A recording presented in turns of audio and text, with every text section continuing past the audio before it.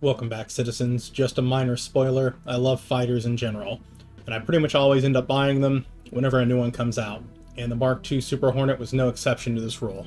So let's get into it. The F7C-M Mark II Super Hornet is as close to military grade as the civilian market gets. If you missed out on the F7A, this is the next best thing you can grab. The Super Hornet Mark II is slightly larger than the F7A with worse speeds and overall maneuverability, compensates with an extra shield, additional hull health, and all of this while providing increased firepower over the F7A. Just a quick important note before we get started, if you already own the Mark I Super Hornet, you won't be automatically upgraded to the Mark II. You'll need to manually go purchase an upgrade, which effectively requires you to pay the price difference between the two ships, which in this case is 60 USD non-war bond as of this video. The Mark II Super Hornet is currently 220 war bond and $240 credit. But enough about price, let's get into the details of the ship. The Mark II Super Hornet is a heavy-hitting medium fighter designed for heavy combat. It features the following: 2x size 3 hardpoints on the nose, 2x size 4 hardpoints on the wings, 2x size 3 weapons plus 8x size 1 missiles on the top-mounted remote turret, 2x size 4 missile racks stocked with 4x size 2 missiles per rack by default, and the remote turret is slave to the pilot until someone enters the co-pilot seat.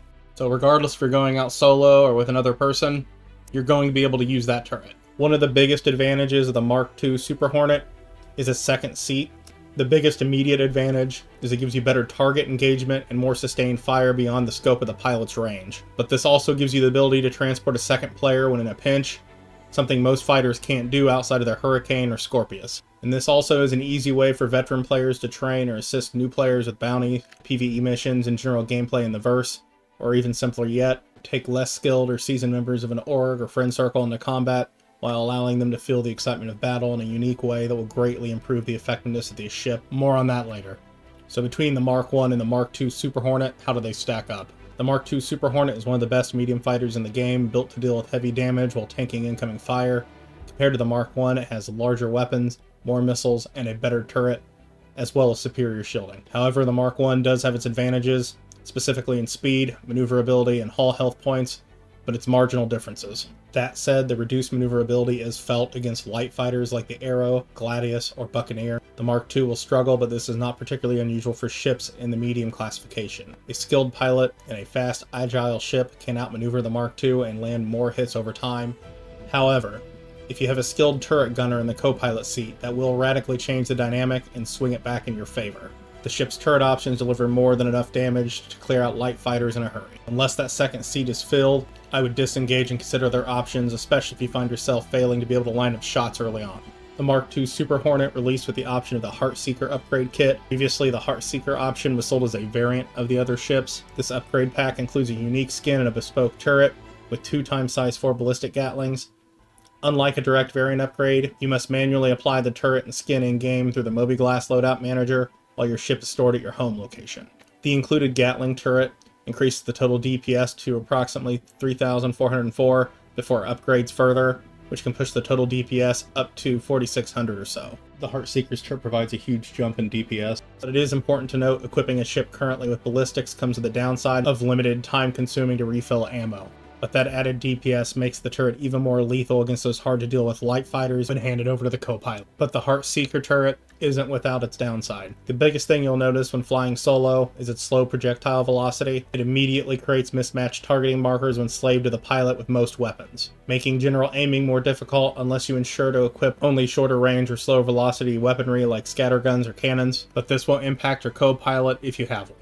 Now I want to talk about my personal loadout of choice. I had a great deal of success running the Heartseeker version of the Super Hornet Mark II with full laser scatterguns alongside the Heartseeker Gatling turret. With this setup, the Heartseeker variant excels against larger targets, but struggles against smaller ships even more. It felt most effective against larger targets, especially things the size of the Cutlass or larger. With this setup, the Mark II can stay out of their line of fire while delivering high bursts of damage, making incredibly short work of them. The worst thing I found about this build was the rhythm of firing the guns themselves. This is because the scatterguns require manual clicking to fire, unlike the Gatlings, which can be held down. However, once the Gatlings are spinning, clicking to fire the scatterguns keeps the Gatlings active, making for more accurate burst shots, rather than sustained fire. This acts as a limiter to your ammo usage, making your ammo supply last much longer. The limited range of the scatterguns also force you into close range often, where your bursts are going to hit the vast majority of the time, dealing far more damage than you would think. This made the Super Hornet Mark II feel far more practical for both PvE and PvP engagements, so long as you could clear the gap between you and your opponent. Overall, I would not say the turret is OP by any means, especially given it forces you into a specific playstyle, so should you get the Heartseeker upgrade? I would say yes if you want the exclusive skin and an alternative turret loadout, but I would also say no if you're planning on buying it just for the increased DPS alone. A nerf is highly likely to happen based on previous situations like this. What are my final thoughts on the Mark II Super Hornet? It's a top-tier medium fighter, offering high damage output, improved defenses, and additional versatility the rest of the line can't match with a co-pilot seat.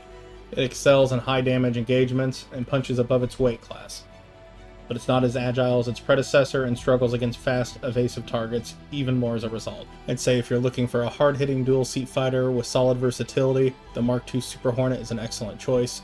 Just be mindful of the ammo management issues, as well as the agility trade-offs. Otherwise, it's best in class and you can't go wrong. Drop a comment below in regards to the Super Hornet Mark II and Heartseeker upgrade, and if you intend to pick one up. If you enjoyed this breakdown, make sure to hit that like button, subscribe for more Star Citizen updates, and ring that bell so you don't miss a thing.